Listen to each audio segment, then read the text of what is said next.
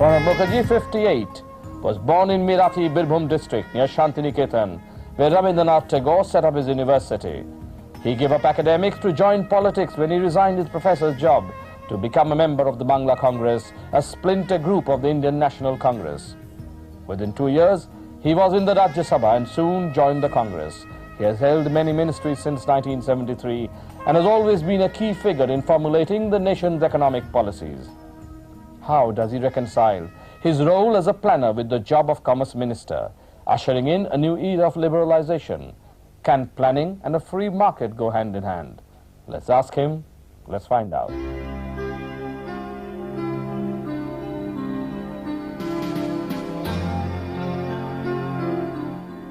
Born in Bharati, Kirnahar in West Bengal's Birbhum district, Pranab Mukherjee studied in the local Kirnahar school and then at the Vidyasagar College, Suri, before entering the Calcutta University. Once his academic pursuits were over, he took up a teaching assignment and for a while edited 2 Bengali weeklies, Desher Dak and Panchayat of Polli Samaj. He entered politics as a member of Ajoy Mukherjee's splinter party, Bangla Congress, but soon migrated to the Congress itself and entered the Rajya Sabha. Since then, he has held some of the most important portfolios in the Union Cabinet, despite not winning a single election, despite the fact that he has very little grassroots support as such and has to hunt around for a safe nomination each time. You've been rated one of the top 5 finance ministers in the world by Euromoney in 1984. And it's surprising that you have never been elected by the people of India, but that you were part of a government that was elected by the people of India every time. No, it is not surprising. Sometimes people do not have that type of electoral support. And maybe you lack electoral savvy. No, what I feel that the constituencies which I choose, unfortunately Congress is very weak there. Why is that? Because from 1950, after 1962, Congress did never win that seat. All along, left movement is strong there, and that has a historical reason, because that is one of the area where the leftist leaders were also part of the freedom movement, and they built up a left culture which is still continuing. But as finance minister, you could have nurtured that constituency. You could have set up plants there, factories there. You could have provided jobs there. I do not look at the things from that point of view. I consider when I become a minister of the government of India, my job is to develop each and every part of the country, and I do not want to be minister in respect of a particular constituency. And in my not so long ministerial career, I did never indulge in giving any special favor to any particular area or to build up any constituency. I do not like that. Most of your colleagues do it in the government. I have no comment on that. Why has the Congress organization in Bengal come to such a sorry pass today? Unfortunately, large number of our cadets are coming from middle class. Whereas in rural Bengal, though it is not very prominent, but some sort of class conflict between the middle class and the scheduled caste, scheduled tribes, landless minorities are going on, and they are in majority. Our too much identification with the middle class have eroded our base in the scheduled caste, scheduled tribes and landless minorities. For example, you will find that we have some very prominent Muslim leaders. They can get themselves elected, but they cannot bring the Muslim votes in favor of their other Congress candidates. But your party is also polarized there between different leaders. To some extent it is true, but it does not affect electoral politics to that extent, because you have noticed that the percentage of votes scored by Congress has not gone down substantially, except in the last election. Unfortunately, BJP has made a dent there. How is that? Why? They have made a dent. They are to some extent this emotional appeal has touched them. Secondly, one point we should not forget, Bengal had a germ of the communal politics, because in the first election it is not the left who gave tough fight to Congress. In the first election, both Jansangh and Hindu Mahasabha contested Congress seriously in certain areas, and Jansanghh, Hindu Mahasabha taken together got as many as 4 Lok Sabha seats, including Dr. Shyama Prasad Mukherjee, while the undivided Communist Party got 5 seats. But after that, particularly with the death of Dr. Shyama Prasad and N.C. Chatterjee coming out of the Hindu Mahasabha politics, the communal parties, they lost their influence. But recently they have raised their heads. To some extent they have eroded our vote bank, and to some extent they have eroded the vote bank of left also. But the by-elections which took place after the 91 general elections, their performance has been bad. Do you see any point of time when the Congress can make a comeback in Bengal's assembly? Congress will come back. Congress will come back in the next election, I have no doubt.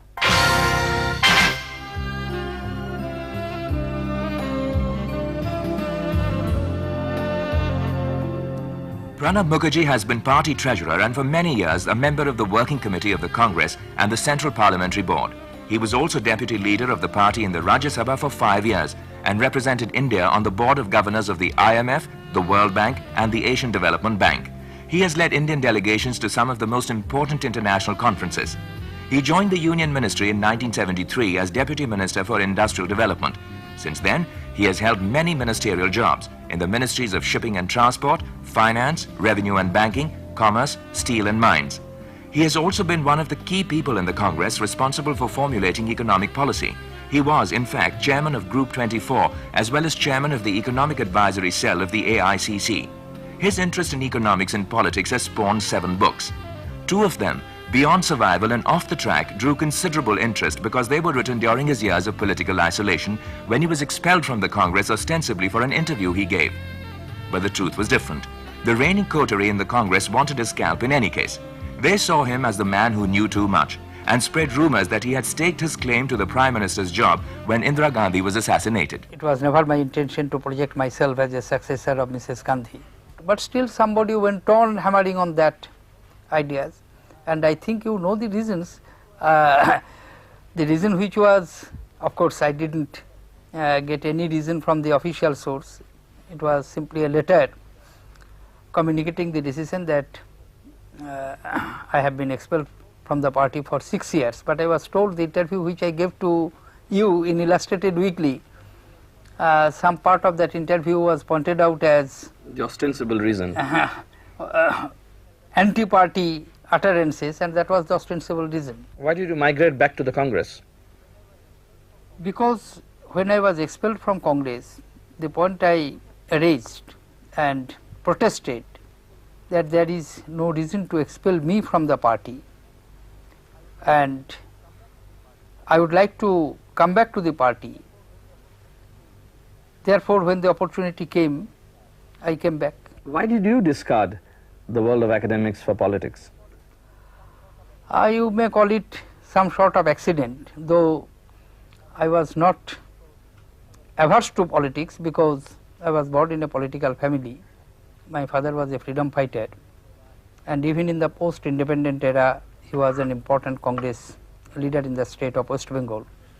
So I had the opportunity of watching very closely how a political activist functions, and obviously it tempted me, though initially I was not very eager to join politics, and I joined politics sometimes in mid-60s. As a member of the Bangla Congress? Yes, when Ajay Babu came out of Congress and established his own organization, Bangla Congress, I joined Ajay Babu. Why did you join him? What were the ideological compulsions for joining a group that had broken away from the Congress? There were 2 reasons.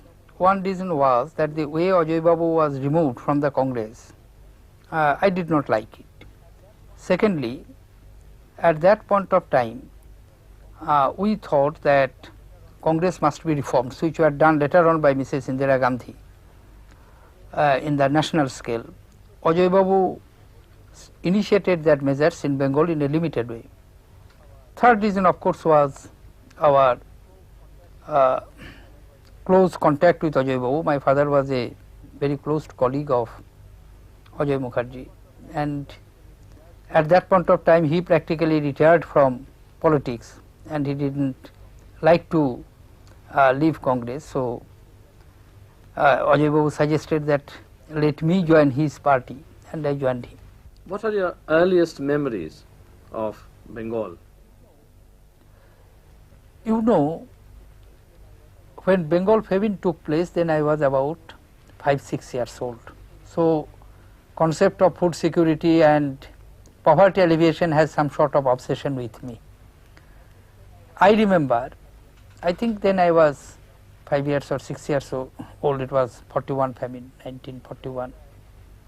Some relief camps were located in our houses. People used to come from far off places, and normally they used to have food at even if the food was ready, they used to take it at the early part of the day, because they used to take it almost at dusk so that they can combine 2 meals. This scene come to my mind very frequently. And that's why it is a concept of food security is some sort of obsession with me. I would never like to compromise in any way with it. Who are your favorite economists? In fact, I must give credit to the Indian economists in that way. And during my career as minister, I have received support from large number of brilliant economists whom I rate very high. Of course, one of them is the present finance minister, Dr. Manmohan Singh, and I do not know what is the reason, but somehow or other in my entire ministerial career, somehow or other he was associated with me, either as economic advisor, chief economic advisor, then secretary economic affairs, then secretary planning commission, then governor RBI. IG Patel was another who also worked with me, and a really brilliant man. Of the younger people, Dr. Bimal Jalan, Montek, present secretary economic affairs. What do you read when you get some spare time, or do you read at all? I read almost every night, at least for half an hour, otherwise I cannot sleep. But then I read something light. I read both Bengali novels, fictions, sometimes some history books. Who are your favorite Bengali novelists? And of course, are you talking of living one or who do you read dead most? one? Who do you read most? In fact, of all the prominent Bengali novelists, I have read practically all their books, frankly speaking, and some of these books I have read 6 times, 7 times, but most favorite, not one, a few, Tarashankar, Mani, Sharat Chandra, Bankim Chandra, Sharadindu, Samaresh, Rajsekhar. Of course, he is not novelist. And then of course I read poetry, including yours, one written by you. Oh, yes. What else do you read apart from the literature? Apart from literature, I read mainly biographies and history books. Of course, for my own job, I read couple of economic journals regularly. Your wife is a singer, so I presume you are interested in music as well. I love very much Tagore's song, and I have large number of records. But nowadays I don't get much time. To listen to that? Yeah. What else do you listen to? Of course, Sitar of Ravi Shankar, which is another attraction to me. But I do not see movies, or I do not go to theatre in that way. You don't see movies even in your house? No. Not even Bengali movies? And in that way I am really backdated.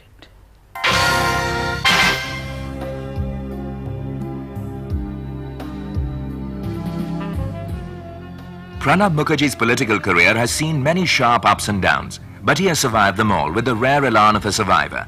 But today he's back in the Union Cabinet at a time when structural reforms are being introduced in the Indian economy, holding 2 crucial jobs, that of Union Commerce Minister and Deputy Chairman of the Planning Commission. Do the jobs contradict each other? Is Pranab Mukherjee, the Commerce Minister, trying to liberalize the Indian economy in such a way that the Planning Commission becomes irrelevant?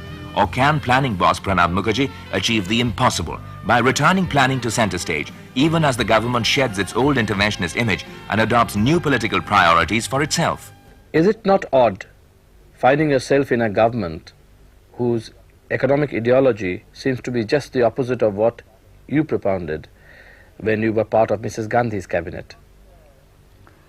It is not odd in the sense you have noticed over the years policies have changed, particularly in the 80s when we launched 6th 5-year plan. Many of the reforms which are now being talked of were initiated. As Minister of Commerce, you must be also finding it difficult to adhere to the earlier attitudes, the earlier ideology that this government had for exports as well as for international trade. In fact, in our developmental strategy, trade did not contribute substantially at the initial stages because we required protection to our nascent industries, and at the same time the concept of self-reliance was to depend as much as possible on our own efforts. Where do you see the current economic policies leading to? Before I answer that question, I will have to point out that why we had to adopt these policies. Firstly, I do not regret the policies which we adopted at the initial stages. Some sort of protection, effective intervention of the state were absolutely called for. But with the passage of time, effectiveness of that policy got reduced. Why? Because the level of investment which we made in the public sectors, we did not get the return. Did you ever expect this kind of returns that you are talking of today? Yeah, it was, and that is the point which is not taken note of by many of the critics of the present policies. 12 objectives were set by no less a person than Pandit Jawaharlal Nehru himself in the industrial policy resolution. 6th item was the profit, and the exact language was to generate adequate surplus for further investment. And unfortunately, we completely forgot of that objective. If there is no managing director, no chief executive of a public sector undertaking for years together, how does one expect that it would run properly? When raw materials are not obtained, when working capital is not given, and then how can one expect that the public sector will run properly? If you have a feeling that if you make losses, there is somebody else to bail you out, it gives you a sense of complacency. You don't bother about things. So that's one great disadvantage, that where government used to cover their losses perennially. I mean, I can understand losses being covered for a year or two in order to tide over a particular crisis. But if you have an industry where you run into losses of 2,000 crores, 5,000 crores year after year, and somebody bails you out, then you have no interest in trying to see that you cut down losses. In 1984, Government of India decided that last installment of IMF loan will not be utilized, and they communicated to that effect that 1.1 billion US dollar, which was due to India as the last installment of $5 billion extended funding facilities arrangement, will not be required. And in 1991, the same country had to pledge its gold for borrowing few $100 million, because our credit rating went so low that nobody was prepared to give you money. The point which I am trying to drive at, that situation deteriorated in such a way that it was very difficult for the government to support the public sector through budgetary route, and so long it was possible for government to borrow money from external sources or internal sources, they maintained it. But we reached a point which you may call of almost no return. We found that our technology became obsolete. Cost of manufacturing of our goods and services became costlier, and quality was also not up to the international standard. Therefore, if we want to make our goods competitive in terms of quality, in terms of price, there was need of inflow of technology, inflow of capital goods, inflow of raw materials, and that is the rationale of liberalizing the economy. The ultimate victims will be our indigenous industries. In the name of increasing export, we are opening our doors to foreign exporters and who will be exploiting our market here, the market here, and they are very happy to have such a big market as India. But these are important trade-offs which you have to keep in mind. And certainly one should remember that what is taken out of the country as profits is only a small percentage of the turnover. The rest of the income of the company remains in the country itself and provides employment, provides utilization of resource. So a lot of other benefits we do remain behind. The age of being able to sell substandard goods or being able to sell goods of a different standard from the one that was applicable or required for exports to, say, United States of America or Western Europe, I think that's over. Therefore, if you want to overcome your BOP crisis and bridge the gap between your export and import and to earn foreign exchange, it was thought prudent to have direct investment from abroad. It will not only bring technology, it will not only bring capital goods, but also it will ensure inflow of foreign exchange so that to some extent you can overcome your BOP situation. Will that happen? I do hope. Now somebody say that why investment has not been up to the desirable level. To that my answer is that perhaps it would have been too much to expect that everybody is ready with bag of money and whenever India will open its door and they will come and invest there. So far the world economic scenario is concerned, year 91 was extremely bad year, and according to some experts after 1945 this was one of the worst year. So very few countries had investable resources, and those who had investable resources, they had also better grounds to invest. That is one aspect which is to be kept in view. Second aspect is also to be kept in view when we introduce these new policies. The investors would like to wait and watch and see how stable the policy is, because they would not like to invest in those areas where frequent changes of the policies are expected. Therefore, stability of the policy is also an important factor to ensure investment from abroad. So far BOP crisis is concerned, apart from expanding the export, we shall also have to ensure that particularly our dependence on imported petroleum and petroleum products are reduced to some extent. How do you hope to do this? By raising prices? No. What we have to do, we have to step up our investment in that sector. For the first 2 years, there may be little problem. That's why we are stepping up the investment so that at least from the third year onwards we can get the dividend. Are you sure you're going to have a third year in office? Of course. Firstly because a government is in office and unless it is ousted it will continue to be. But given the political infighting within your party? So far the history of Congress party is concerned, in its last 100 years you will never find that a leader has been voted out. Sometimes there has been some split in the party, as it happened in 69 or in 78, and we do not visualize any split in the party because everybody understands that we cannot afford to have the luxury of a split at this juncture. Secondly, nobody is interested in holding election except BJP. But the BJP is very bullish about going to the hustings. They may be, because they find that if they miss this opportunity and if they cannot exploit the sentiments which they have created, they may miss the bus, and they should miss the bus because the type of sentiments which they have created cannot take this country too far.